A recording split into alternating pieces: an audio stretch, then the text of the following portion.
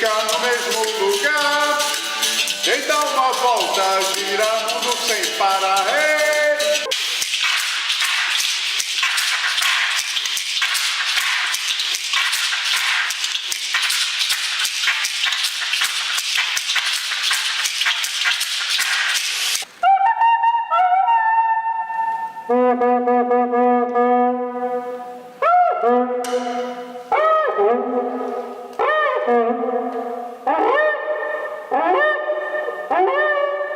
Olha no vídeo. Essa pintura aí de mulher nua, por exemplo. Sala de aula não é lugar de pornografia. Agora, na aulinha, então, de Revolução Histórica é peitão. Amor, calma. Você precisa tomar uma atitude. Caso contrário, nós vamos recorrer a providências legais. Se preparem, porque hoje vocês vão para a melhor balada de Santiago. Dancei, me diverti muito.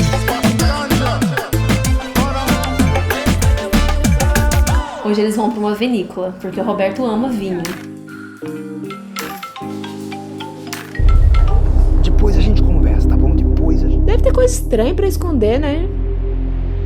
Também não vou ficar insistindo com gente esquisita.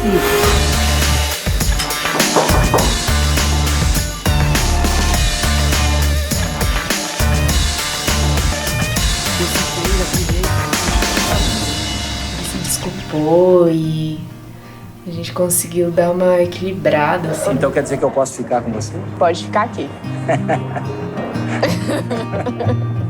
Boa tarde, bom dia, boa noite, boa madrugada para quem está assistindo hoje a nossa entrevista no projeto Dois Artistas em Busca de um Diálogo. Essa é a segunda série do programa de entrevistas que foram realizadas inicialmente na pandemia. E estamos retornando agora, buscando ampliar a conversa, o debate, o encontro para outros mares, outras terras. Estamos hoje com Patrícia Rochael, atriz brasiliense. Na verdade, eu nem sei se ela é brasiliense, é ela mesmo que vai falar. E estamos também com Célio Miglioli de Carvalho, músico, radicado na Noruega, se não estou enganado, desde 1983. E está aqui também para contar um pouco dessa história e tantas outras que a gente já andou por aí, né, trocando umas ideias, né, Célio? Sim. Então, em primeiro lugar, agradeço o tempo de vocês, a disponibilidade para estar aqui hoje compartilhando um pouco essas histórias e essa jornada de vida com quem está nos assistindo. Obrigada. A primeira pergunta que eu tenho para vocês, e vamos ver se a gente começa pelas damas, né? É quem é que mora atrás desse nome, Patrícia Rochael? Complexo. Gostei.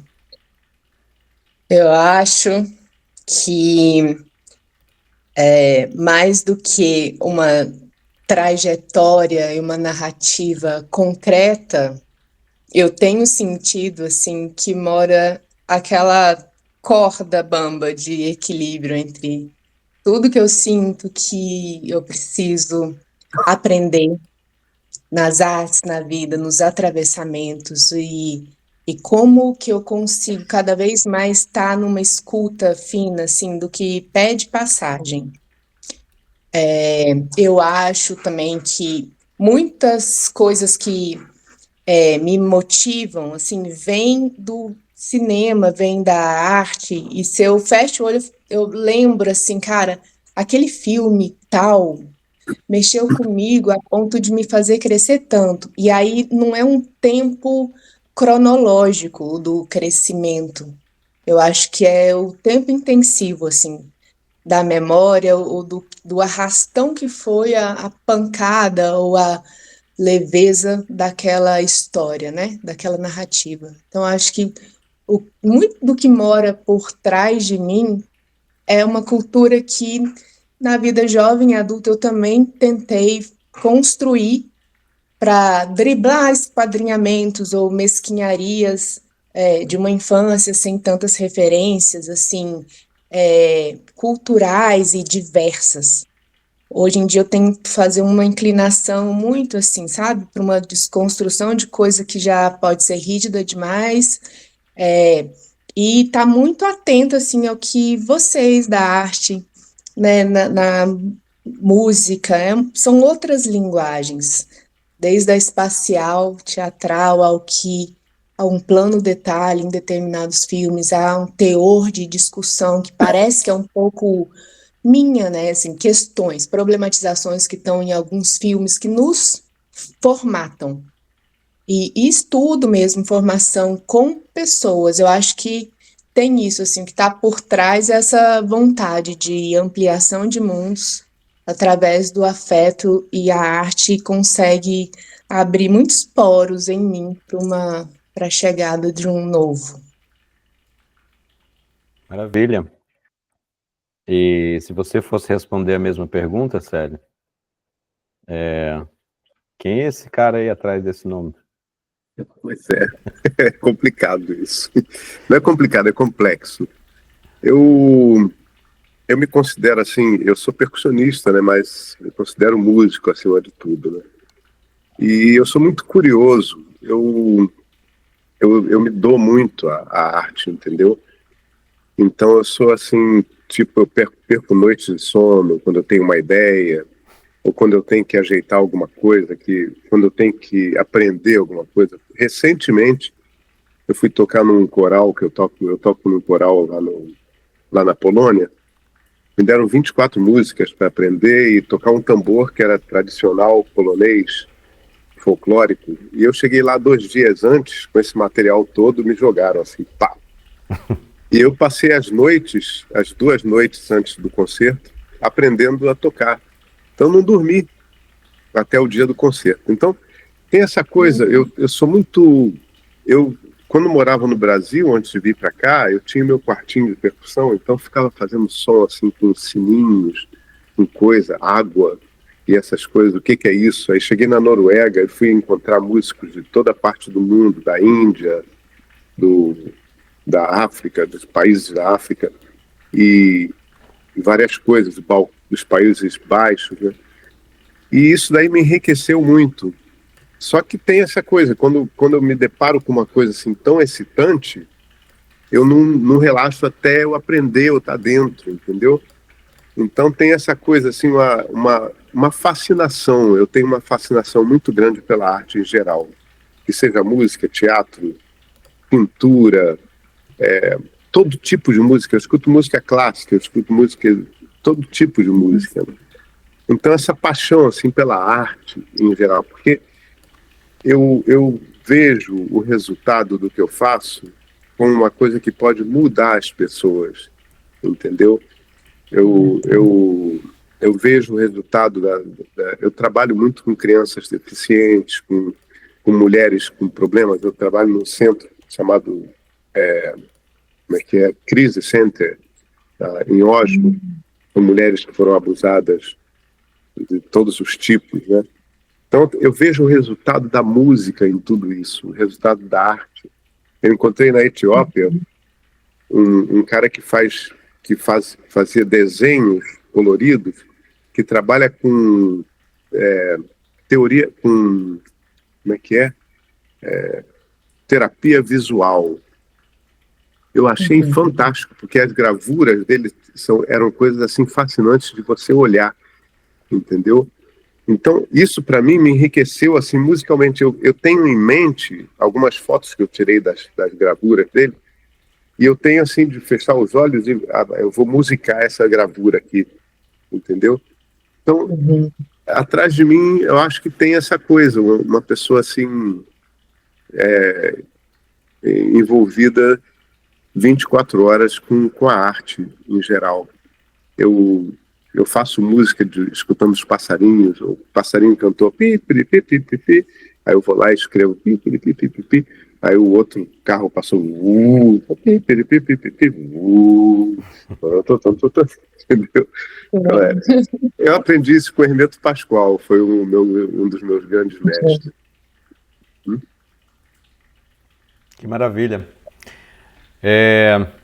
Não, assim, acho que como introdução a gente já tem uma carga e uma experiência, uma jornada gigantesca, né, de vocês dois, assim. E aí, conhecendo o pouco que eu conheço de vocês dois, as trajetórias e essa curiosidade, né, acabou levando vocês para esses diversos deslocamentos, né, quer dizer, Célio, de repente atravessa o Oceano Atlântico e vai parar na Noruega. Eu sei que a Patrícia, né, tem suas origens no estado de Goiás, mas já esteve em Recife, está em Brasília e que muitos outros lugares. Aí eu queria também ouvir um pouco disso, Célia. Assim, primeiro, desenha pra gente essa trajetória, assim, até onde essa curiosidade te puxou ao ponto de te levar para a Noruega, né? Ou seja, conta um pouquinho dessa história e depois quero ouvir a Paty também, falando dos muitos lugares que estão dentro de você, né? Tá. Isso para mim foi um momento assim muito decisivo da minha vida, né? Porque eu estava no Brasil tocando, apareceram 2 noruegueses que me convidaram para dar aula de ritmo em Oslo, associado ao carnaval. Oslo naquela época tinha carnaval, fizeram um carnaval na Noruega. Depois foi proibido, porque os noruegueses endoideram muito, é muita loucura para eles. Mas eu vim sem saber o que era Noruega. Eu li um pouquinho sobre isso, fiquei assim meio inteirado do que era, mas não sabia muito sobre isso. Eu tinha um contrato de 3 meses, falei com meus professores no Instituto Vila Lobos, que eu fazia o conservatório, né? Falei com o Hermeto, falei, vai lá para aprender mais coisas e tal. E eu peguei um navio, saí de Paranaguá, fui para Salvador, de Salvador para Ilhéus, e de Ilhéus para Noruega, num navio cheio de instrumentos de percussão para dar aula aqui. Porque pediram uma bateria de escola de samba. E eu trouxe. E com um contrato de 3 meses. Eu não sabia nada. Para mim, Noruega, quando eu cheguei aqui, eu atravessei o Atlântico de navio. Quando eu cheguei aqui, era uma coisa assim fascinante, um outro mundo, uma coisa totalmente diferente. Eu cheguei no meio do carnaval, então eu vi noruegueses assim se fantasiando de árvore, uma coisa muito louca que a gente não tem no Brasil, né? E para mim isso foi muito exótico. E eu comecei dando aula e tal, mas Oslo, a Noruega tinha muito clube de jazz, entendeu? Naquela época era assim uma das capitais do jazz, da Europa era Oslo, onde grandes músicos de jazz vinham gravar no estúdio, no Rainbow Studio, que era o estúdio da SM. E quando eles tinham tempo livre, eles iam para o Clube 7. O Clube 7 era um ponto de encontro de músicos, uma estrutura enorme, que tinha até cinema para a gente assistir concerto e tudo. Naquela época se fumava dentro, né? Então a gente fumava e tomava cerveja assistindo filme. Ou dava canja com esses grandes músicos de jazz que vinham para cá. Isso para mim, falei, bom, eu vou pedir para ficar mais um pouquinho. E acabei ficando. Me deram a permissão para trabalhar. Mas essa coisa eu não sabia o que eu vinha encontrar, entendeu? Eu me joguei no mundo com toda a confiança. Eu gosto de colares e de coisas, né? Então era cheio de coisas assim, proteção divina, era muito meditativo, sabe? Eu pensava assim, eu ficava na Noruega e ia para a Índia, depois na Noruega para meditar e tudo. Então era cheio de coisas. Eu fui jogando tudo no oceano, assim, eu falei, eu me entrego a Deus e é o que eu for encontrar, entendeu? E foi com a cara e a coragem mesmo. Eu vim para cá e para um mundo novo. Eu acho que eu faria a mesma coisa se eu tivesse a chance de fazer de novo, de ir para um outro país, assim, talvez morar na África, sabe, ir para um outro lugar, porque o planeta, né, o mundo é nosso, né, e a minha curiosidade de ver o que tem lá do outro lado, entendeu? Eu já viajei muito, já vi muita coisa linda por aí. E foi assim, eu me joguei realmente, me joguei no mar. Como os vikings fizeram, né? Se jogaram no mar para foram até a América do Norte. Eu fiz isso também. Que maravilha. Poxa, isso dá um livro, isso dá um filme. Por enquanto tá dando essa entrevista aqui. Que legal. Obrigado. Eu Fiquei quero com uma agradecer a você. curiosidade, mas depois tem momento de Pode? perguntar pro coleguinha a curiosidade. Pode trazer a pergunta agora. A conversa é essa, a busca pelo diálogo é essa. Quando você fala assim, levei os instrumentos de percussão para dar aula, eu fiquei pensando assim, se você já, como é que era aluno brasileiro, se teve muitos ou não, e a diferença, o que te impactava de dúvidas ou relações com os alunos dentro do campo da música nos dois países. Naquela época eu estava fazendo o Conservatório de Música Clássica, né? Porque era o que dava garantia, assim. E fui tocando com artistas brasileiros, dava uma canja com Ivan Lins, uma canja com alguns artistas e tal. E essa coisa de ensinar, eu tinha um quartinho de percussão do lado de fora da casa, quartinho de música, onde era também ponto de encontro de músicos. Sim. E muita gente ia para lá, muita gente conhecida, até o Cláudio Zoli, que depois se tornou o Cláudio Zoli. Naquela época, eu não conhecia ele como Cláudio Zoli, era Mãozinha. A gente chamava ele de Mãozinha. Para mim, ele era Mãozinha porque ele tinha um ritmo interessante na guitarra, um ritmo muito bom, assim, funkeado. O Cláudio Zoli, Marcos Sabino, que naquela época era Peninha também, que era do bairro, era dali do nosso bairro, Arthur Maia. Então, eu dava aula também nesse lugar, sabe? Eu tinha alunos, pessoas que iam para lá aprender.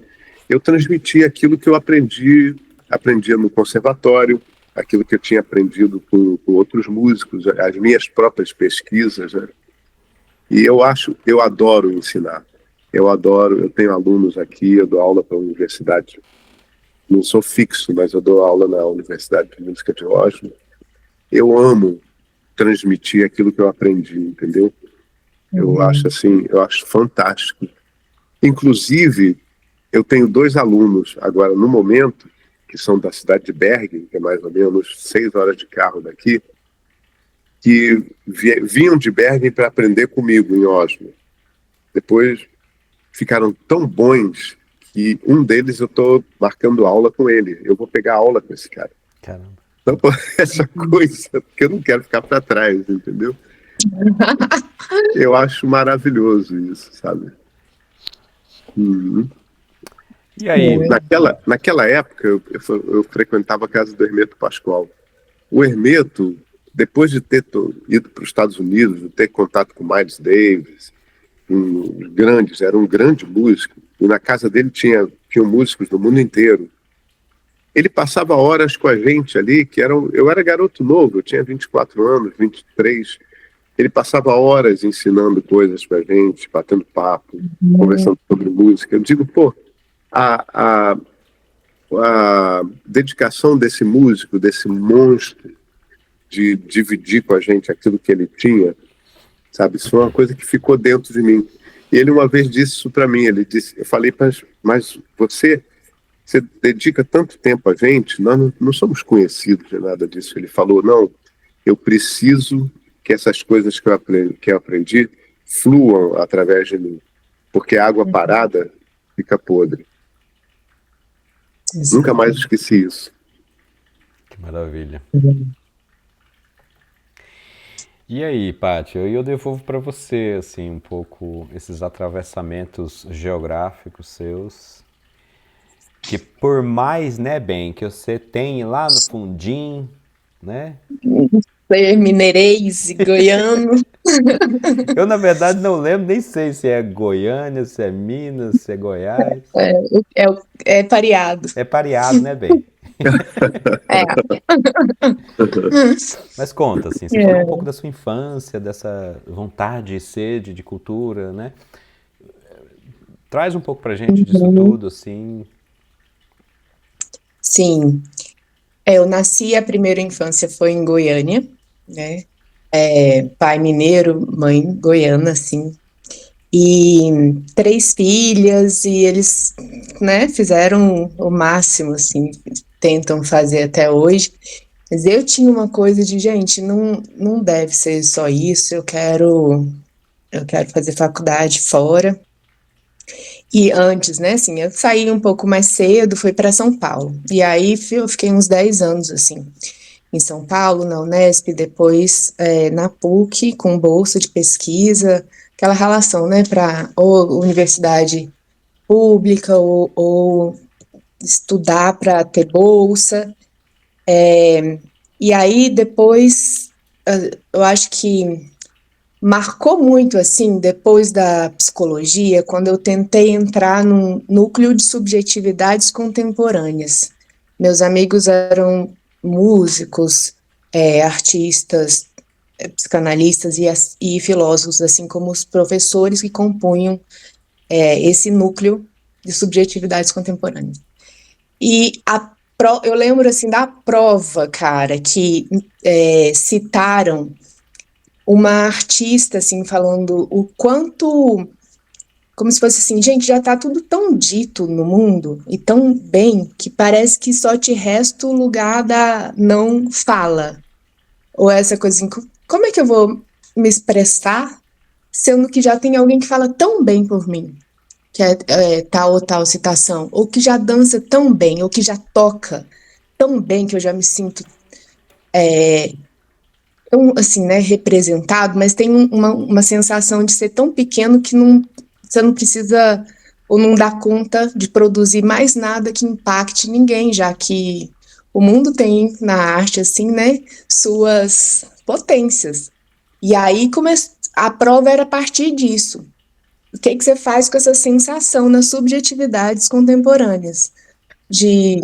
Eu não sei nem por onde começar, já falam tanto e tão bem, né? E assim, a gente acaba abandonando nosso lugar de fala. E aí eu acho que eu fui mudando, em resumo, assim, fui para Recife, para dar aula, tentava dar conta da vida usando a formação anterior de psicologia, metade do dia trabalhava em hospital, não sei o quê, mas surgiu de uma equipe do CREMEP, que faziam caravanas para ver como é que estavam as situações, não só dos hospitais e atendimentos na Zona da Mata e no Agreste, e essas caravanas, eles queriam, assim, que não fosse uma coisa de só mapeamento ou fiscalização da área médica. E aí a gente fez alguns projetos de cinema,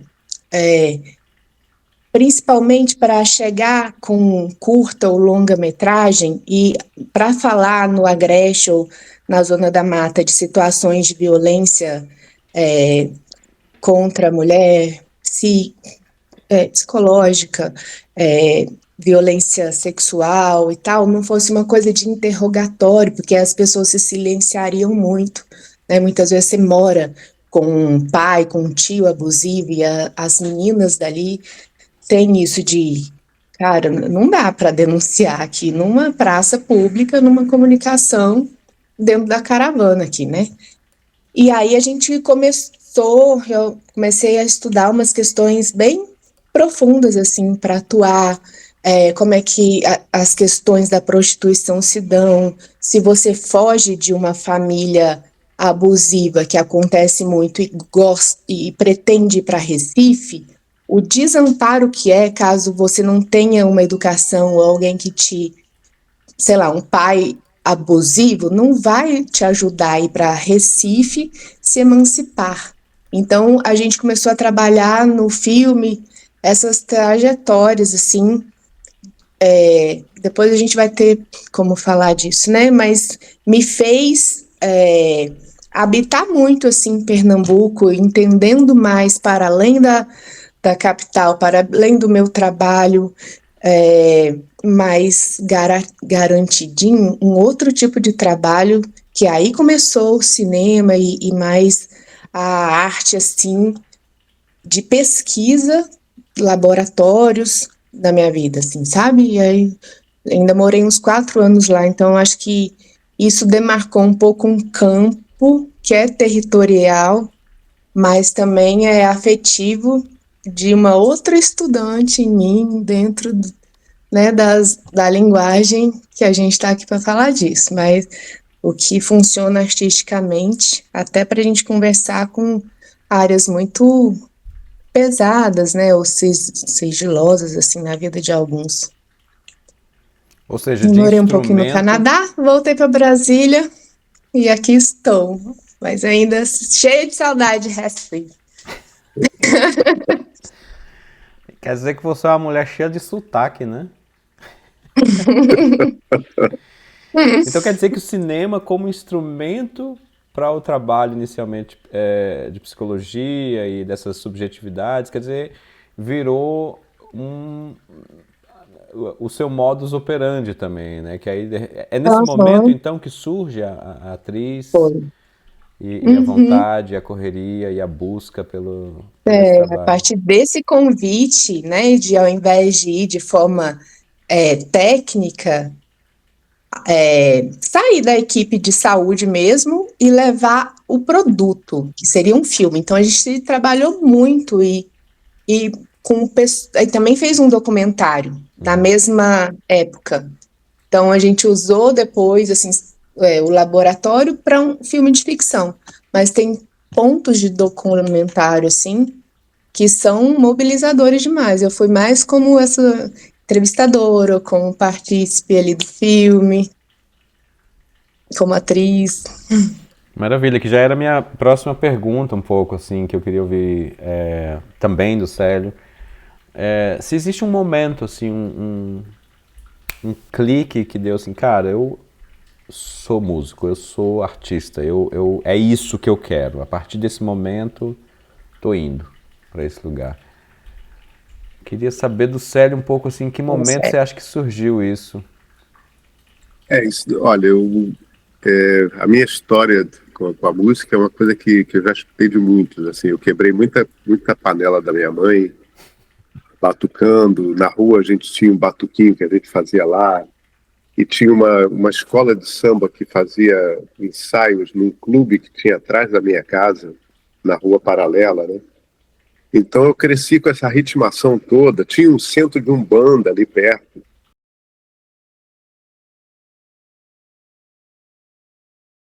E minha mãe era de umbanda, né? Então eu era fascinado com aquele ritmo de umbanda, aqueles atabaques, aquilo tudo me esquentava, né?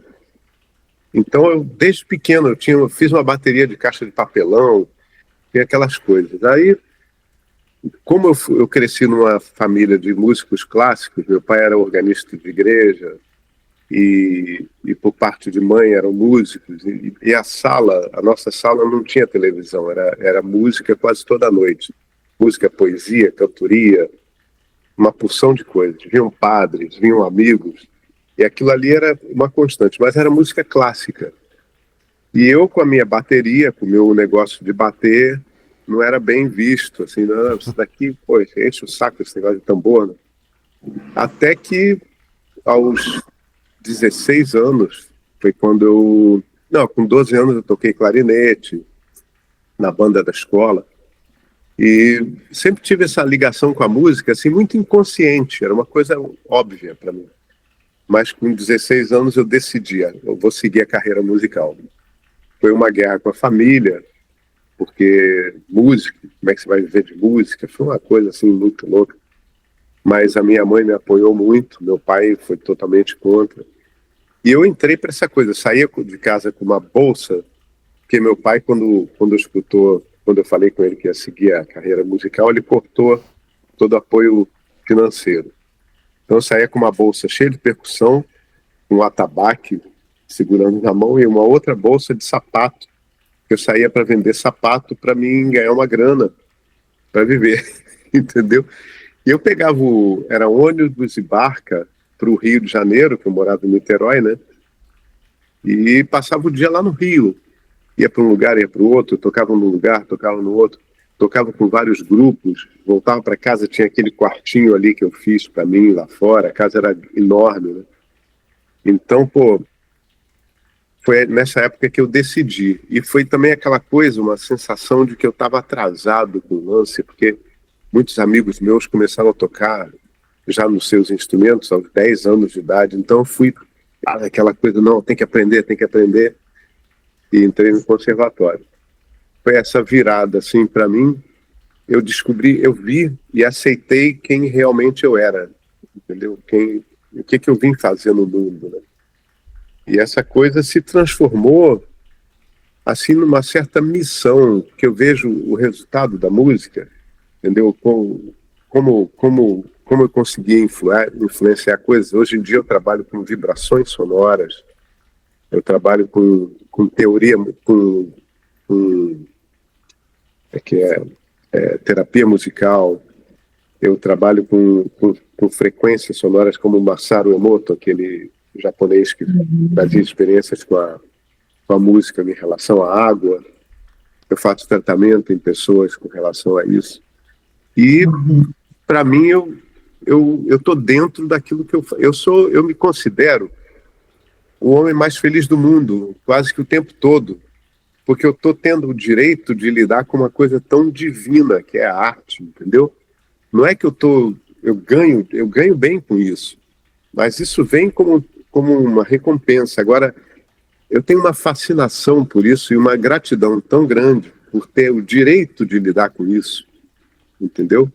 Porque podia ser negado, podia ter um problema nas mãos ou ter optado por uma outra coisa que não era aquilo, entendeu? Mas eu descobri realmente.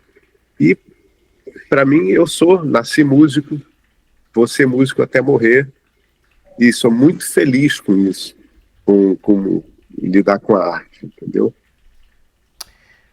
Vocês têm um caminho semelhante ou paralelo, né, do uso da arte ou da vivência da arte como um elemento que traz cura, que traz tranquilidade, que traz afeto, né? Como o caso do cinema, que é mostrado como um instrumento para iniciar um diálogo, de repente, né? As frequências, as vibrações. Eu queria ouvir, Paty, assim, o que você aprende com isso, né? Perceber que a arte é uma linguagem de cura. O que traz isso para você? E o Célio levantou a mão ali, vamos ouvir. Eu só queria perguntar para a Patrícia, vocês fizeram um filme? Tem um filme produzido? Um chamado Pela Vida, Pelo Tempo. Chama-se Pela Vida, Pelo Tempo. E ele fala sobre uma jovem que desde os anos 60 caminha pelas regiões de Pernambuco, mostrando a situação de penúria em que vive o povo. E por que eu tenho que me preocupar com o povo? Porque o mundo é feito de 10% que manda e 90% que quer ser mandado. A maioria, se quisesse, dominava tudo.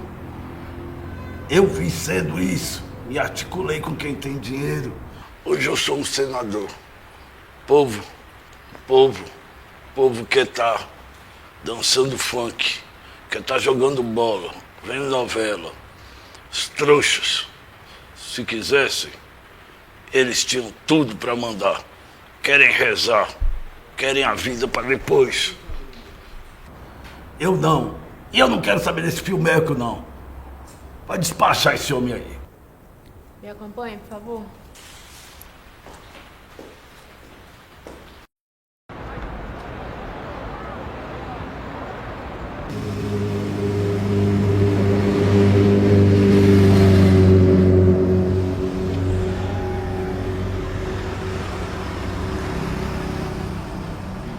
Que é?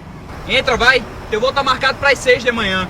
Olha, eu larguei essa vida, tá? Eu não quero mais saber do cara escroto que nem você e seu patrão, não. Eu vim aqui só pra me despedir da minha amiga.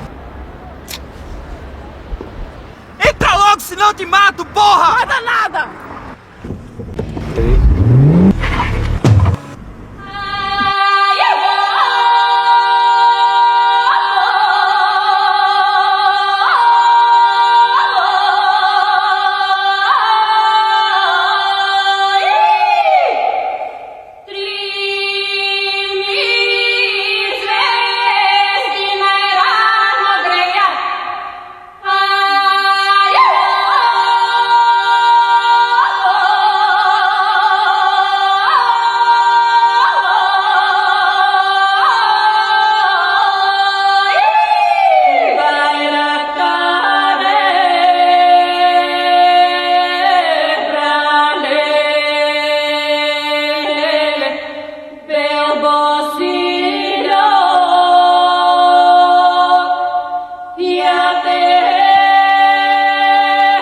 O curta Casa dos Estranhos trabalha muito também sobre alguns dos nossos preconceitos, assim, e que permeiam a tantos, né? E o que seria um convívio ou assim, um rejacimento, eu acho que fala. Rechaçamento. Rechaçamento. De uma diferença, se você às vezes está lá defendendo o seu direito de uma postura, de uma minoria, e quanto às vezes na sutileza a gente menospreza um outro qualquer que tem alguma diferença ali que deve incomodar também. Então eu acho que é um filme também para falar disso. Eu gostei dessa segunda etapa lá em Pernambuco, né?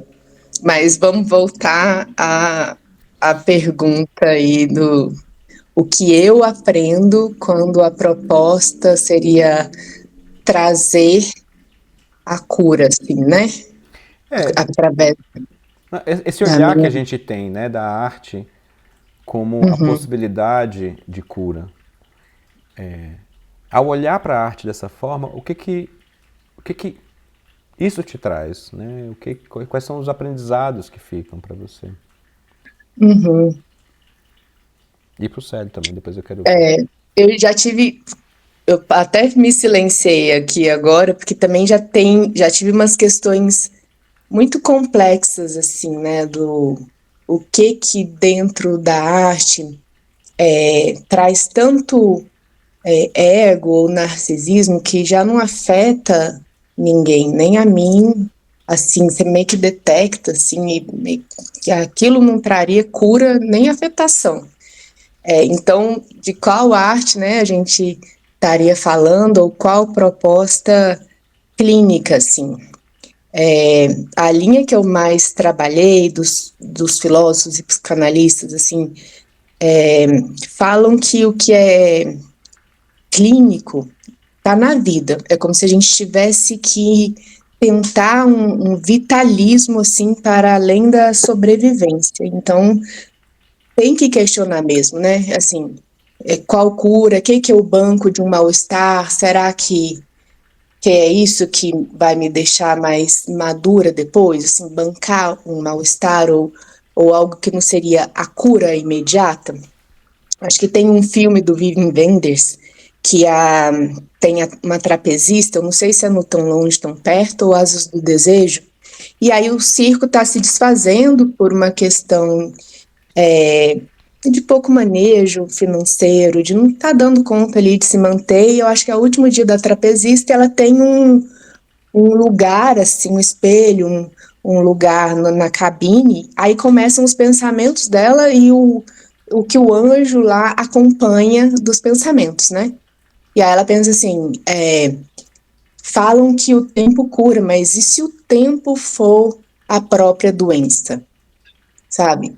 Aí eu fiquei pensando, se o tempo na arte for adoecido também, sabe? Eu acho que isso a gente tem que tentar sempre se livrar ou ver com quem a gente trabalha, quais são os projetos, o que você quer, né, assim, propor de cura para si ou para o outro.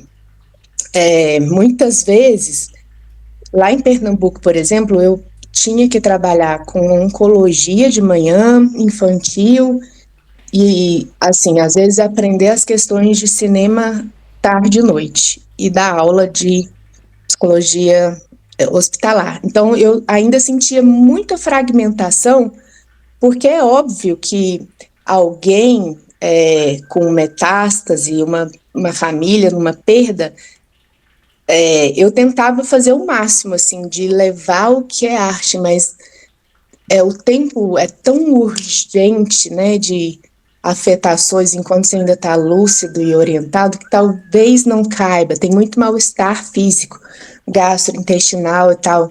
Então eu pensava, assim, ainda está muito fragmentado por uma questão do corpo do outro, que não é o meu, da potência de alguém que não está dentro de um quadro oncológico. Eu queria muito, assim, né, sempre saber como atravessar e marcar, tentei me esforçar muito, mas aí são casos clínicos singulares. E aí eu lembro de uma discussão, assim, uma vez eu tinha um namorado que é muito meu amigo hoje, a gente entrou numa treta, assim, que eu sou coreógrafo, tem hora, tipo, ele é muito bom na dança e tal, mas assim, eu sei o que é bancar uma vida que vive só de arte. Você não dá conta de sair de tipo assim, de um emprego tal e ficar e tentar ser só artista. Isso é pouca coragem. Eu fiquei, nossa, assim, muito mal com isso. Alguns anos que parecia que eu não ia me jogar muito assim, né? Mas também não tinha de onde tirar dinheiro, dava para ligar para pai e mãe para pedir na vida adulta. Então, eu fiz esse gancho de tentar trabalhar com o que eu me formei, com as dores e delícias da clínica, assim. Mas eu fiquei, cara, eu devo ser pouco artista ainda, né? E aí, esse mal-estar, a gente vai tentando lidar. E, por exemplo, na pandemia, assim, as pessoas que não viveram tão bem como artistas, ou a partir desse ofício, é de um sufoco, né? Porque não é que você quer abandonar, mas chega a fome, o mal-estar, o isolamento. Eu acho isso preocupante, assim, quando a gente está falando pelo menos que aqui a gente retome, né, assim, uma conversa do que foi sufoco também para cada um que tinha um fazer artístico intenso, muito bom, muito sereno e conciso, até assim, e legal, mas as pessoas às vezes vão se distanciando, às vezes elas se embrutecem no distanciamento do que era uma arte, vão se enferrujando também, é uma pena, assim, né? Mas eu acho que talvez o que mais me cure seja, assim, bancar tudo que foi de dúvida ou consideração, né, para quem tem que também bancar, não passar fome, filho, as escolinhas dos filhos, essas coisas, e também deixar não se desconectar tanto com o que mais vibra. Eu adoraria, se eu vejo, gente, eu faço teatro hoje em dia 3 noites na semana, e eu fico 3 horas em cada uma dessas noites, assim, voa. Eu gostaria de aprender, assim, para sempre, sabe? Porque artes do corpo é um negócio, assim, infindável. E cada conexão com grupos, né, específicos de teatro te abrem, assim. Então, para mim é um presente da vida. Aí eu sei que é aí que vibra mesmo, assim, sabe? Eu não tô nem aí se ganha, se não ganha. Isso é muito doido, assim, mas a gente tá no mundo, né? A gente tem que ser adulto também, e eu fico pensando, cara, isso ainda é um pouco de coragem, né? Tentar conciliar, não sucumbir, assim, no mundo contemporâneo. Acho que é isso. Eu escuto você falando e volto lá na primeira pergunta daquela menina, daquela moça que está andando em cima de uma corda bamba, né? Dá para ver bastante assim na sua fala, porque e eu acho super corajoso, inclusive, trazer essas questões, porque a gente tem esses dilemas, né? Talvez não o Célio, que já tem uma trajetória muito consolidada, mas queria ouvir ele também, mas é isso, né? A gente tem uma certa moral e uma certa ética amedrontadora, né? Que às vezes nos impede de tomar certas decisões, né? Eu tenho atrás de mim 3 filhos biológicos, 2 filhos pela minha companheira, e o que isso me segura ou me faz questionar se eu devo ou não, sabe, largar tudo de mão e seguir os meus projetos de vida. Quer dizer, essa coisa que você fala, ser adulto, mas também essa ética e essa moral que fica ali como marionete, né? Dizendo, olha lá o que você vai fazer, né? Quais são suas escolhas, quem está atrás de você, né? E aí eu trago um outro paralelo que também, o Célio também tem uma história curiosíssima com os seus, né, os seus filhotes e sua família e tudo mais. Então, tenta amarrar tudo isso aí, Célio, me fala desse olhar para a linguagem da arte como cura e esses atravessamentos mais íntimos, né? Para mim, existem dois mundos, né? Existe o mundo da arte, que é um mundo, para mim, é uma coisa divina, entendeu? É o próprio... Eu acho que a gente chega à divindade com meditação, com oração e com música, com arte. É uma coisa bem próxima, né? E tem o mundo dos homens, né? O mundo aquele onde você tem que pagar conta, você tem que se adaptar a um sistema que foi elaborado para todos, mas que realmente não serve para todos. Não serve para todos, entendeu? Então, para mim, existem esses dois mundos. Combinar isso, às vezes, não sempre, mas às vezes é difícil, entendeu? Porque tem aquela coisa, você trabalha pouco, às vezes, a coisa de músico freelancer, né? Você tem dias, tem uma semana que você tem, assim, 15 concertos naquela semana, às vezes 2 no mesmo dia, e depois tem um mês sem nada, né? Isso acontece muito. Ou tem, assim, 5 convites no mesmo dia, né? Durante 3 semanas, é o único dia que você tem 5 concertos no mesmo dia. Então, você diz, pô, não dá para dividir isso aí, né? Então, realmente, você lida com uma coisa... Para mim, a música é uma deusa, não é a música é feminina. Ela se torna masculina quando você escreve ela, quando você bota na partitura, que é a lógica. Mas fora isso, ela é uma coisa intuitiva, ela é uma energia feminina. Então você lida com isso, e por trás disso aí, paralelo a isso, tem os produtores que estão lá contando o quanto você vai ganhar, e falam não sei o que, são nervosos e tal, e os produtores estão atrás de você, ganhando em cima de você, entendeu? Então tem várias coisas, assim, tem a árvore linda, que é maravilhosa e divina da música, e tem os cupins, né? Que a gente tem que estar combatendo o tempo todo. Então, pô, eu parei há muito tempo de reclamar quando eu não tenho trabalho, quando tem alguém que está fazendo alguma coisa que eu devia estar fazendo. Tem muito essa coisa, né? Eu devia estar lá, não esse cara, entendeu? Eu parei com isso. E essa coisa eu tive a sorte, quando eu decidi ser músico, que eu briguei com a família toda, de encontrar um monge budista que me ensinou uma porção de meditações e tal. Naquela época era muito ligado a isso, né? Eu vivia com aquela revista Planeta debaixo do braço. Então, ele me disse assim, se você sabe quem você é realmente, é aquilo que você vê ao mundo fazer. Então você está dentro da sua plenitude, da plenitude da sua existência. Como você está vivo, existe uma força que quer que você esteja vivo. Então ela vai te suprir daquilo que você necessita para ser aquilo que você é. E eu fiquei meio assim, ele falou, um gato não é um passarinho. Então descubra quem você é realmente, você vai ter o direito de receber tudo que você precisa para sobreviver nesse mundo. Isso eu carrego até hoje. Eu tive grandes mestres, graças a Deus.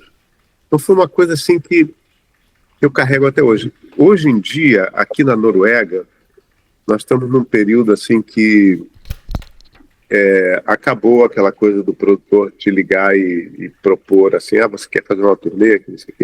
Eu trabalhei para o governo norueguês desde 1986. Eu sou o músico que mais fez turnês para o governo norueguês na Noruega inteira. Eu conheço o país inteiro, qualquer lugar que se aponte eu já tive. Porque eles mandavam a gente para tocar onde tinha gente morando. Então a gente chegava assim, às vezes, num lugar que tinham 12 pessoas para tocar para eles, para levar cultura. Isso era uma instituição do governo. Eu sou o segundo músico que mais fez, são mais de 5.000 concertos que eu fiz para eles.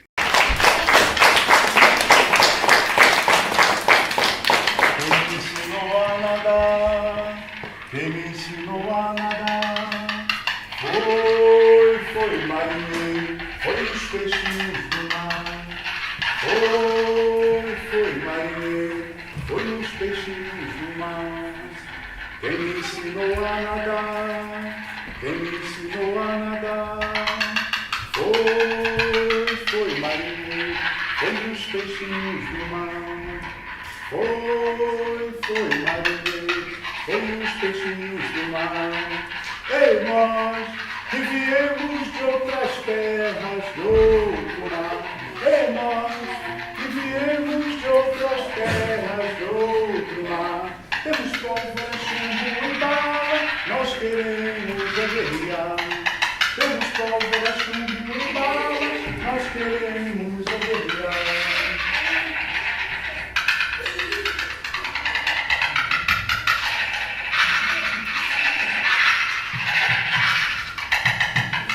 Nas escolas, em vários lugares. Só que essa instituição foi fechada quando o governo de direita entrou e fechou. Está acabando com a cultura, está acabando com uma porção de coisas assim, que são boas para jovens, para a cultura, para uma porção de coisas. E acabou, fechou essa instituição. Então o que acontece hoje? Hoje eu tenho que sentar em frente ao computador quase que metade do dia, fazer minhas aplicações, preparar texto, preparar todo o material para mandar para conquistar o meu trabalho. Então eu sou também produtor, entendeu? Então o que é uma coisa que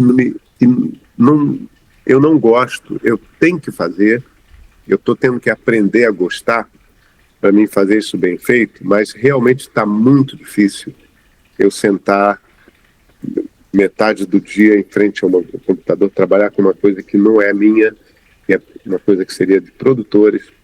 E quando eu olho para os meus instrumentos, aqui na sala, eu digo, tinha que estar aprimorando aquela técnica, tinha que estar em contato, tinha que estar compondo, entendeu? Então tá tendo essa transição. Então, para mim, está sendo muito difícil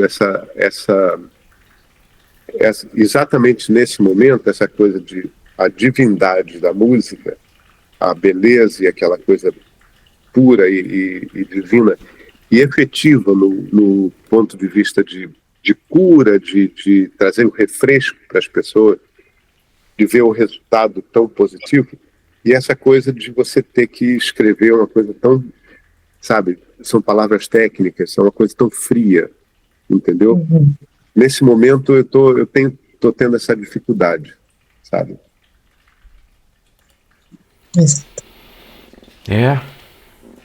O mundo está mudando. Tá, e muito rápido. E uma demanda que a gente seja tudo ao mesmo tempo agora, né? Nossa. É uma coisa assim de faça você mesmo, tá brabo. É faça você mesmo, você compra um móvel, ele vem desmontado para você montar em casa. Porra, cara, pelo amor de Deus, aquele tempo que você comprava tudo pronto, ou a pessoa trazia, montava para você, saca? Tá muito assim, né? Faça você mesmo. A gente fica muito ocupado em se adaptar ao sistema novo. Sim. Né? Isso é um cenário que tem crescido, né? Acho que no mundo inteiro, essa vertente destra do mundo, né? Essa vertente direitista, minar a cultura, diminuir os acessos, e isso me interessa também trazer esse assunto para a nossa conversa, né? Porque a gente às vezes está na perspectiva muito reduzida ali, de repente, de Brasília, do Brasil, né? Onde a gente acabou de passar por um processo de um governo difícil, complexo para o país, devastador, né? E que agora, aos trancos e barrancos, estamos recuperando algumas coisinhas, né? Mas, e aí a gente põe isso em perspectiva, isso não é só Brasil, né? Tá aí, estamos ouvindo na Noruega, aqui na Alemanha não está diferente, As coisas estão indo para um lugar complicado. Complicado. E a comunicação, né, assim, parece quase que de uma desrazão, porque você ter que... Tem até aquela onda de um tempo atrás, assim, a revolução não será televisionada.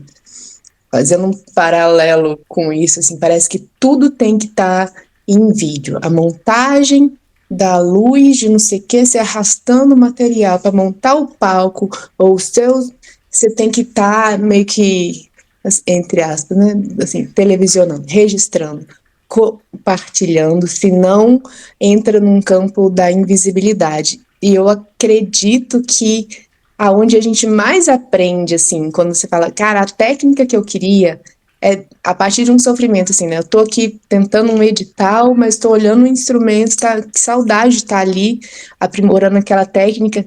Esse pensamento nunca vai ser registrado, né? Assim, essa complexidade, ou que você para e aprende mesmo. Então, não é porque está invisível às novas mídias que você não tem crescido muito na sua arte ou se distanciado dela. Você pode estar exibindo um monte de coisa, mas está super Robocop ali no fazer. Então, acho que isso dá uma bugada mesmo, assim, né? Quando a gente está cansado, a gente não deveria gastar o restinho do tempo com ficar postando coisa da preparação. Olha o dia de set, olha o dia, sabe? Assim, isso me cansa demais, assim. Então eu falo, cara, eu não consigo pertencer a esse mundo dessa exibição full time. Também. Você fala, o Marcelo mencionou filhos, né? Eu tenho 3 filhos. Eu tenho um filho brasileiro que mora em metade no Rio e metade em Nova York, que é filho da Simone Leitão, que é irmã da Miriam Leitão, a pianista. A Simone Leitão é pianista. E ele fica nessa ponte. Tem uma filha norueguesa aqui e tem uma filha na Alemanha, que está com 5 aninhos. Entendeu? Então, são 3 lugares diferentes. Essa coisa, eu nunca pude continuar uma vida familiar por causa do meu envolvimento com a música, entendeu? Então sempre foi um choque, assim, uma coisa que chocou e acabou terminando assim. O último, né, foi o 6º relacionamento. São 5 divórcios e um relacionamento que eu vivia na Alemanha e se acabou também. Então é aquela coisa da combinação. Johann Sebastian Bach fez as composições, uma quantidade enorme de composições, de coisas lindas, maravilhosas. Foi talvez o músico que mais produziu em toda a história da música. E ele tinha 24 filhos. Eu digo, pô, cara, foi possível, né? Talvez porque o tempo seja outro, e hoje em dia a demanda é outra, entendeu? Mas é difícil essa coisa de conciliar. Para mim foi difícil, né? Família, ou um relacionamento com você chegar em casa depois de passar 2 semanas fora, chegar e dizer, pô, olha só, eu tô aqui hoje, mas depois da manhã eu tenho que ir embora de novo, entendeu? E aí, ou faz como um casal de amigos meus que levou os filhos. E hoje em dia eles são músicos, é uma família musical. Então, pô, tem essa coisa do artista.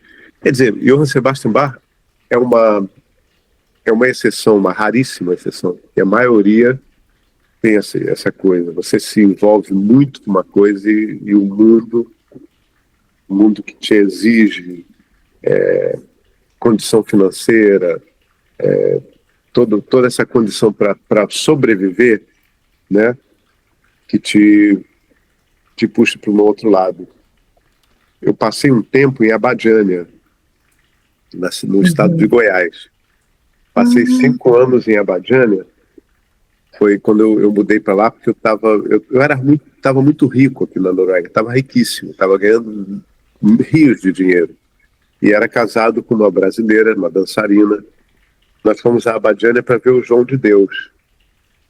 E ela foi curada, ela tinha problemas, foi curada. Eu pensei, bom, como eu passei metade do dia embaixo de uma árvore tocando um tambor, eu falei, pô, seria um lugar legal para a gente morar. E nós acabamos mudando para lá. Eu passei 5 anos em Abadiânia. Aí eu fui entrar em contato com pessoas como o seu Tuí, por exemplo. Seu Tuí, ele plantava plantas medicinais. Ele falava, eu passo o dia todo conversando com elas. Eu digo, pô, no tempo que eu vivi em Abadiânia, eu fiz uma escola de música, a minha ex-esposa fez uma pousada, e, gente, eu tinha tempo para meditar, eu tinha tempo para bater um papo longo, entendeu? Para encontrar com uma pessoa, ou então não fazer nada, entendeu? Eu me encontrei nesse ambiente. E tinham pessoas nativos de lá, né? Que nunca tinham tido um celular. Ou você tem esse negócio aí? Sabe? Tinha uma coisa assim. Mas pessoas simples e não menos inteligentes, entendeu? Não menos capazes, mas assim com uma coisa voltada para um outro estilo de vida, uma outra perspectiva. Eu falei, pô, hoje em dia, como eu estou aqui de volta no mundo, né? Eu digo, pô, talvez... Eu estava conversando com um amigo meu ontem, eu falei, pô, talvez eu mude para lá, assim, definitivamente, para o Abadiânia, ou como é que é o nome do lugar? Ali em Goiás tem muitos lugares assim, né? Águas Novas, tem Olhos d'Água. Olhos d'Água. Cidade linda, né? Pirinópolis. Então eu digo, pô, quem sabe se um dia isso daqui ficar uma coisa assim estressante demais, eu vou embora. É bastante conteúdo agora que a gente recebe, né? A gente falou de várias camadas, eu acho. Eu acho que do mesmo jeito que a Paty traz essa coisa da busca pelo like, né? No Instagram, senão você fica invisível. E por outro lado, o que você traz, Célio, eu como ser humano, assim, né, amarrado nessas questões morais e éticas, eu me pergunto, né, como foi que a gente aprendeu a viver, e eu falo de mim, homem, né, eu, ser humano macho, masculino, que aprendi uma cultura onde é difícil a gente tomar as rédeas na nossa própria vida, as nossas próprias responsabilidades, porque tem toda uma sociedade dizendo que muitos papéis e muitas responsabilidades são da mãe, né? São da mulher, são... E aí, assim, eu agora falando dos meus filhos, assim, né? Eles estão comigo aqui e eu fiz questão de trazê-los e quero estar com eles aqui, né? E isso não é fácil nem só dentro de mim, que também tenho essas coisas de até que ponto isso me dá o tempo e o lugar de trabalhar o meu artista e fazer as minhas coisas, né? Como também há toda uma estrutura em volta da gente que parece trazer muitos degraus para a gente ter que subir, né? E conseguir conquistar esse lugar também, que é um lugar paterna, como é que é essa palavra? Patriarcal, é antipatriarcal, né? É difícil romper esse laço da patriarcalidade, assim, dessa cultura que o homem tem a sua liberdade e a mulher não, né? Então, quando eu te escuto falar, Célio, e me vêm essas questões, né? E eu escuto a Paty falar e também me vêm essas questões de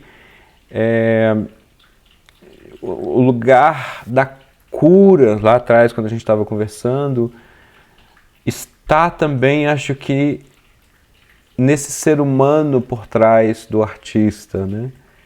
E assim, acho que um pouco do que você falou agora, talvez a Badiânia é esse lugar onde eu acho que vou romper sim com todas essas estruturas, né? Essas estruturas todas que me amarram, que me impedem de ser o que eu quero ser. Não sei, eu acho que eu viajei demais agora pensando nisso, né? Nesses obstáculos, né? Que a gente tem percorrendo essa carreira e essa vida de artista. O meu sonho sempre foi, aliás, agora há pouco tempo eu estava na Alemanha, né, que você sabe, eu consegui reunir 2 filhas. Ah, que bacana. Sabe, a minha filha norueguesa, que tem 35 anos, e a minha filhinha, que tem 5. Pela primeira vez, quer dizer, elas se viram durante horas, quando eu fiz um concerto aqui há 2 anos atrás, comemorando 40 anos de Noruega. Então elas se viram em horas, assim. Mas dessa vez foram dias. Cara, eu não parava de chorar. De vez em quando eu tinha que sair para um cantinho, dar uma choradinha e voltar. Digo, pô, cara, o meu sonho seria reunir essa família toda e estar junto, e ter tempo para a gente conversar, para a gente botar, sabe, brincar juntos, as 2 brincando, cara. Eu olhava assim e dizia, meu Deus do céu, que coisa linda, saca? Então, pô, ter esse tempo para ter a vida familiar, para ter sabe, a interação, né, da gente, cada um expõe sua ideia e ver o desenvolvimento de cada um. Pô, isso daí sempre foi meu sonho. Isso me foi negado, né? Quer dizer, eu estou podendo reunir assim. Mas a gente não tem tudo, né? Eu sempre respeitei muito a questão da mulher. Eu cresci com uma mãe que fazia tudo pro meu pai. Meu pai era tudo. E tudo que eu não quero é aquilo, entendeu? A Simone, por exemplo, hoje em dia é uma das maiores pianistas do mundo, ela está tocando por aí. E eu dizia para ela, vai estudar que eu tomo conta do Natanael, entendeu? Vai fazer suas coisas. E com a Ingrid também, vai tocar seu acordeon, que eu fico com a Blanca, esquece a gente, entendeu? Então, pô, eu acho que você tocou nesse ponto, assim, do domínio, um certo domínio masculino. Nós estamos muito longe, cara, de chegar ao ponto da mulher ter o respeito que ela merece. Sim. Nós estamos muito longe. Em toda a concepção masculina. A mulher saiu de uma costela de um homem. Pô, Deus, ele, entendeu? E tudo é a humanidade? Não. O homem, entendeu? O homem nasceu assim. Toda essa questão até de expressão já traduz um domínio masculino, entendeu? Exato. Então aquela coisa, eu sou principalmente por morar num país que a Noruega é super feminista, entendeu? Tem essa coisa da igualdade. E eu acho super importante, mas mesmo aqui nós estamos longe. Tem mulheres e homens que têm o mesmo cargo, que a mulher recebe menos do que o homem, entendeu? No mesmo cargo, no mesmo horário de trabalho, tudo, entendeu? Então nós estamos longe demais disso, inclusive de aceitar o lado feminino dentro de nós. É uma coisa que, pô, homem não chora, homem não sei o quê, homem não encosta um no outro. A mulher, ela faz o cabelo no outro, uma da outra, ela se abraça. Homem não posso tocar no cara, pô. Sabe, tem uma coisa assim, cara, nós estamos longe de chegar a um ponto. Eu tenho as minhas ex, né? E, por exemplo, a Ingrid, que é a minha ex-mulher, né? Mais recente, eu não tomo uma decisão sem perguntar para ela o que ela acha. Porque a visão feminina é muito mais...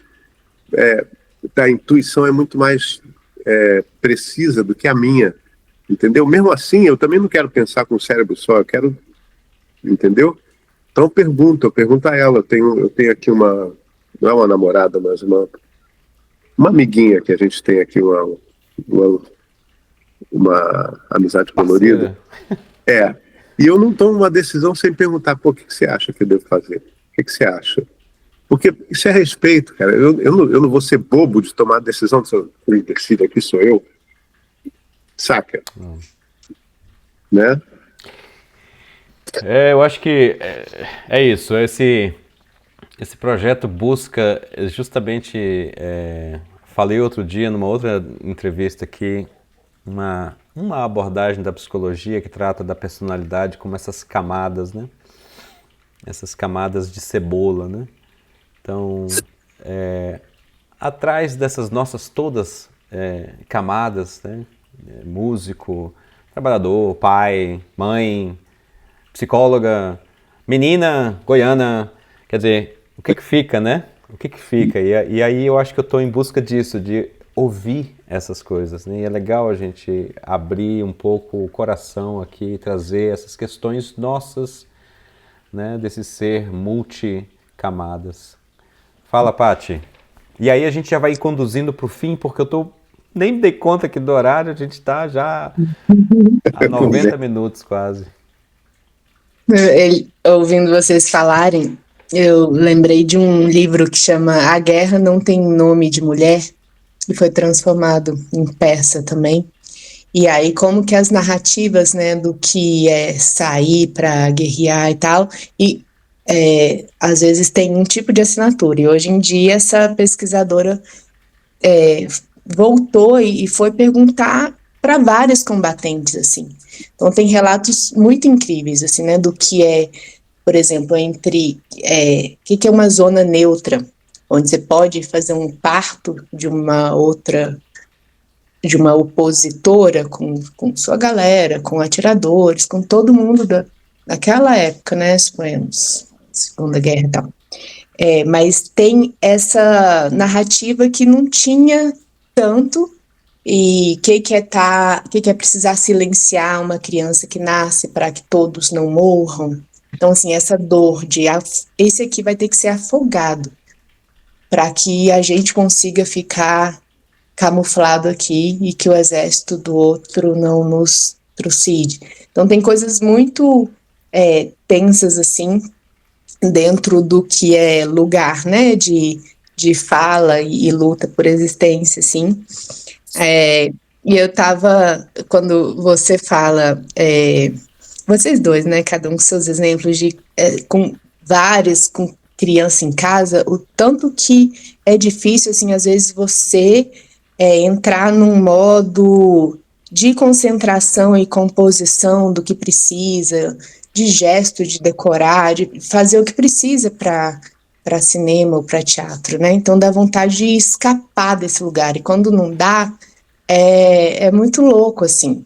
Até 2 meses eu estava fazendo um curso com a Luciana Kelly, e aí eu tinha que mandar um vídeo até 10 minutos antes, e eu tenho um filho de 14 e uma de menos de 2 anos vai fazer nesse mês. Então, assim, bebezinha, né, que amamenta, você não pode, assim, eu quero ir pra Chapada 2 dias me curar. Fica aí, alguém amamente. Né? Ou preciso, assim, entrar no modo aqui, porque eu tô numa seleção de filme, ou numa composição. E aí eu tava, assim, num momento, cara, eu tinha ouvido algumas músicas, tinha dançado pra fazer a fala. E era de um cara, assim, que tava mal, sabe, que no auge de uma crise, assim, cara, eu não tenho família, eu não tenho, aquelas reflexões, assim, horríveis, muito solitárias e em dor. Aí a nenenzinha, aí o pai ia ficar com ela num outro andar, mas tudo o eco aqui, ela, papai, eu não tenho família, aí veio e fala, papai, e chora, e não sei o quê. Aí eu lembro que eu fiquei assim, cara, tá vendo? É impossível alguém fazer alguma coisa nessa casa, alguém decorar. Você usou isso dentro do vídeo surtos da artista que gostaria de comprar cigarro e não só voltar daqui 5 anos. Porque, sabe, assim, como é que você entra num clima de mal-estar de quem não tem família, não tem amigos, só tem grana, e sendo que sua família tá ali berrando embaixo e o outro não tá conseguindo manejar um pouquinho. Aí, hoje em dia, assim, tem um mês, mas eu tô, cara, bora fazer as pazes. E esses dias eu vi uma atriz falando assim, minha filha também traz umas perguntas, se você parar, é o auge do pensamento disruptivo artista. Ela pegou o último exemplo, Marcelo, um colarzinho, que é esse de Best Friends, que vem uma rachadura e você dá um colar para sua melhor amiga da escola. Aí a menininha vem e fala assim, ela é muito pequenininha ainda, fala, mãe, tem como a gente dividir assim, esse colar de 3 melhores amigas? E o colar no padrão da empresa, assim, sempre só vende aquela coisa mais básica, né? Mais clichê, coraçãozinho, metade no coração é para você, outro para mim. E a menina, e a mãe ficou assim, né? Porque nossos afetos, eles podem ser, assim, você tem que explodir um colarzinho desse e dar para cada afeto que te compõe dentro do campo da amizade, da brodagem, da parceria. Então, assim, tem hora que um filho dentro de casa te traz umas perguntas que você faz, nossa, realmente assim, né? Isso é o auge da leveza artística. Então, a gente que está fragmentando, assim, você não me deixa fazer minha arte na praia. E aí, eu acho que é uma coisa da maturidade, assim, né? Seu riso deve ter um ritmo de ver uma pessoa adulta brincando com uma de 5 anos. E, sabe, essas lágrimas, essa coisa, o que achava que seria inviável, nossa, é muito intenso, assim, também, né? Mas eu acho que a gente só valoriza quando sentiu muita saudade ou tá tão maduro para falar, cara, isso é tão raro, né? E é uma arrastão, assim, de gratidão também por isso e tal. Então, acho que tem essas coisas que a gente vai entrando em conciliação, assim. Demora, né? Difícil de entender. Mas olha, acho que é incrível que eu vou precisar que a gente chegue nos momentos finais, porque aqui também em casa a gente começa a chegar no limite do tempo, né? E eu primeiro eu queria fazer as perguntas finais, eu pulei um bloco inteiro.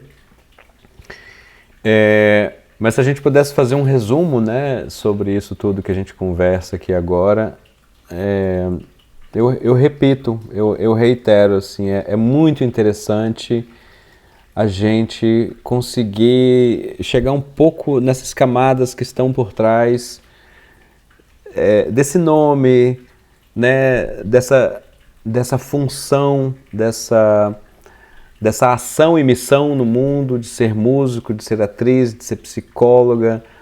E acho que você conseguiu também, Patrícia, trazer assim um momento hoje de completas subjetividades aqui, né, na nossa conversa. Acho que os seus instigamentos, assim, as suas gatilhos do que você trouxe, né, nos fez ir para lugares outros assim na nossa conversa, que eu acho muito interessante. E agradeço por isso, né? Bacana a gente ter uma diversidade nas nossas conversas aqui, nos nossos diálogos. Então, queria te agradecer muito por isso e abrir a palavra final para vocês dois. Também te agradeço, Célio, trazer um pouco da sua história para a gente. Eu já te falei uma vez que eu vou querer escrever a sua história. Tomara que eu tenha essa chance. Mas eu queria saber o seguinte, assim, o que fica um pouco, né, dessa conversa? São 3 perguntas finais. O que fica dessa nossa conversa aqui para vocês? O que vocês levam para casa com isso? A segunda pergunta, que eu acho que a gente pode começar por ela. Conhecendo um pouquinho agora da Patrícia, Célio, e você conhecendo o Célio um pouquinho, Patrícia, vamos supor que vocês fossem viver 24 horas um do outro, né? Quais são as curiosidades que vocês arriscariam? Quais são as primeiras coisas que vocês gostariam de experimentar um na vida do outro, né? E para terminar, a terceira pergunta, uma mensagem para os próximos entrevistados. O que vocês gostariam de dizer para os próximos que virão aqui conversar comigo também? Quem começa? Patrícia? Pode ser você, Sérgio. Bom, vamos começar com... Se eu tivesse a chance de estar mais próximo da Patrícia. Viver a vida da Patrícia por um dia. Pois é. Eu acho que, com tudo que você falou, né? Eu achei tanta coisa assim em comum entre a gente, essa coisa de trazer a cura, de ter a intenção de melhorar o mundo. Vamos botar assim, né? Que isso pode englobar várias outras coisas. É o que eu realmente, uma coisa que pulsa dentro de mim é quase que 90% de mim, entendeu? Então, eu acho que se tivesse essa chance, a gente ia desenvolver uma coisa maravilhosa para trazer para o mundo, entendeu? Então, deu vontade de trabalhar contigo, de desenvolver alguma coisa, talvez nós três, alguma coisa assim, trazer coisas. Porque a união faz a força e eu acredito que nós podemos mudar o mundo, entendeu?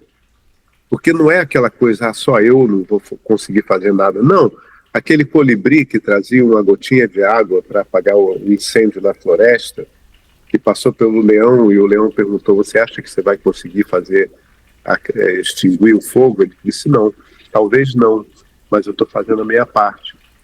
Então, eu acho que a gente pode, né? Se você influencia 2 pessoas, essas 2 pessoas influenciam 5.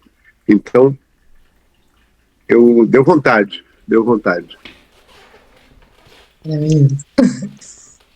E aí você vai falar as outras ou a gente vai fazer? Vamos fazer esse ping-pongzinho. Você, Paty, vivendo a vida do Célio um dia. Tá, eu me conectei muito, assim, com a vida, não atual, mas essa que você narrou, assim, saindo de Niterói, indo para o Rio, com uma sacola de percussão, a outra de sapato, não sei o quê.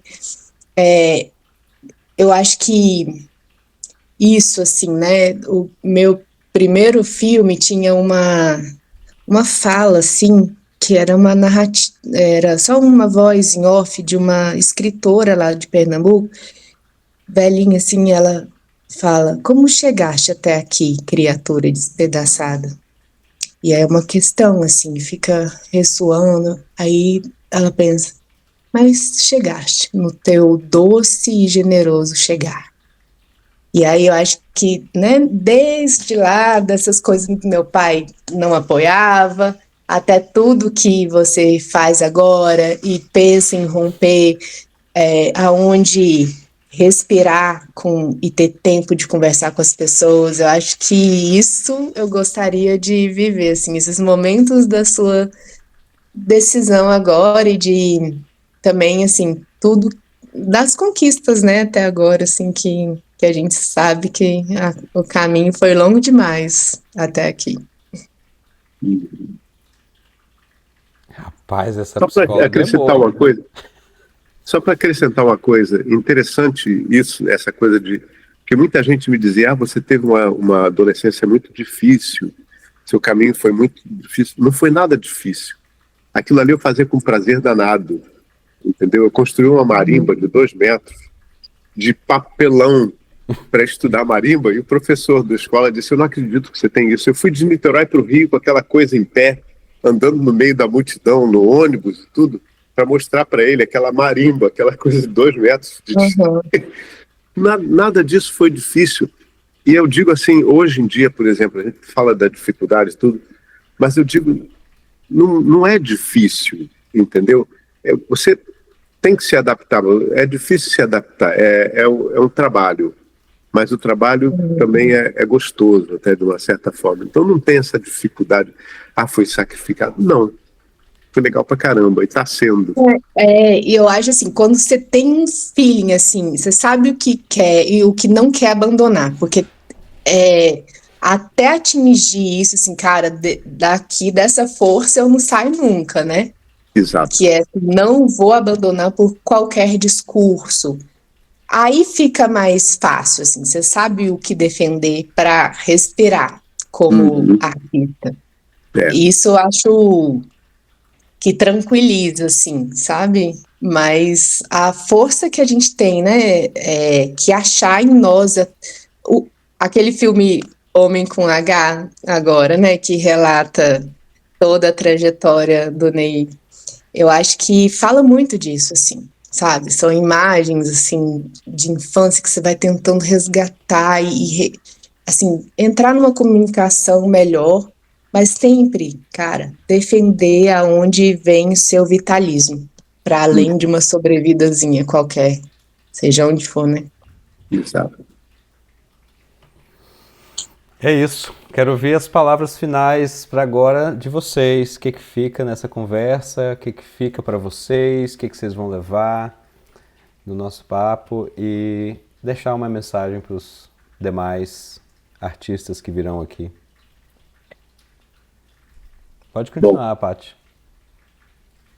Eu lembrei de um texto aqui. Ele é mais antigo, eu não vou saber de cor, mas que os próximos tragam suas loucuras e o desarrazoado e as conquistas também dentro disso, porque é muito bom, assim, a gente entra num outro nível, né, de intimidade, assim, de amizade, dá vontade mesmo de trabalhar com vocês três.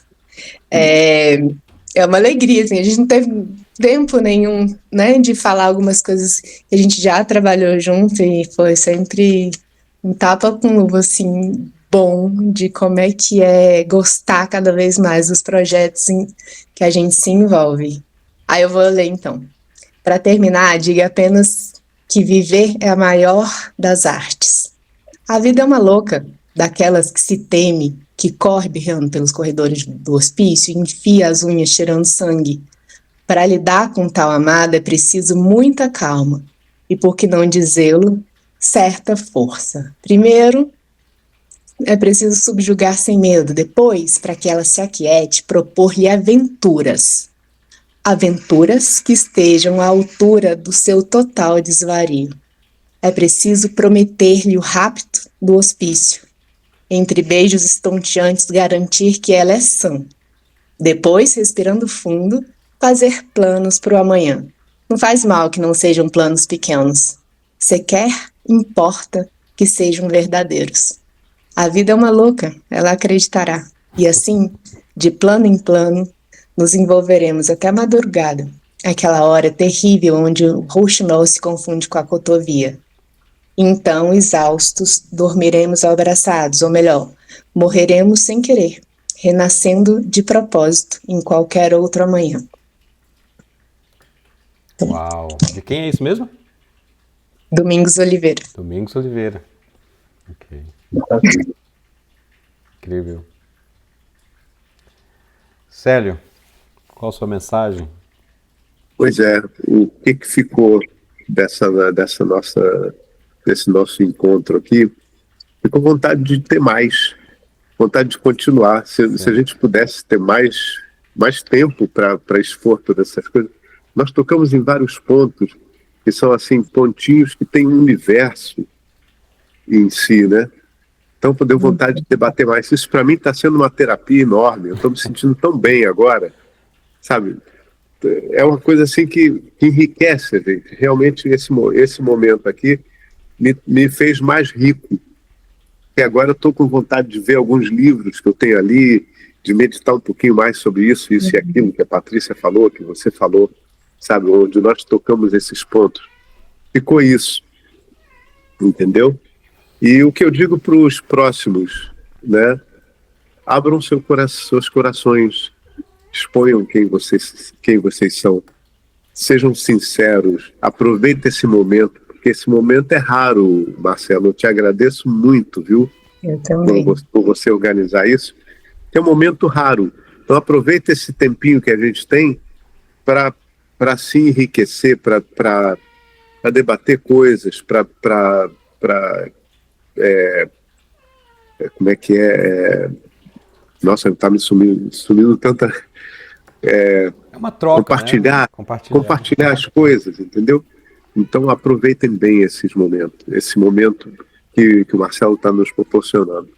Obrigado, Patrícia, pela pessoa que você pelo seu tempo. Obrigado a isso. Muito bom, obrigado mesmo, Marcelo, por isso, por essa oportunidade. Pô, fiquei muito feliz hoje, realmente.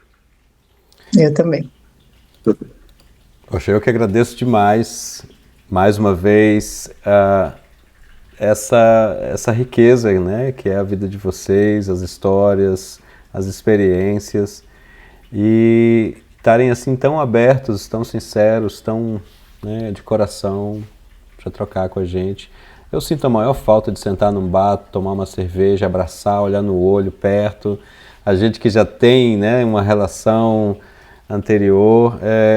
Fico muito triste que a gente está aqui nessa chapa de 2 dimensões numa tela, mas com fé no universo a gente vai ainda se encontrar muitas vezes. E fico muito feliz também de poder ter tido essa oportunidade, dessa troca. Obrigado, Paty, por todo esse arcabouço, né, da mente, do coração, do corpo humano.